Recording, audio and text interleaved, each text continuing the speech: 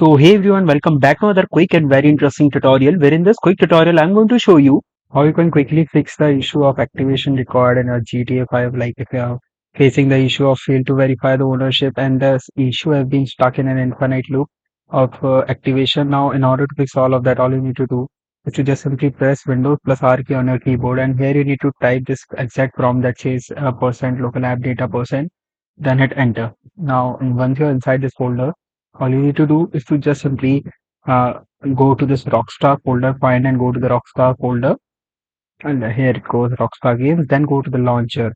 Now here inside the launcher, you'll find the file that is named as entitlements.info. You simply need to delete that file. In my case, it's already not.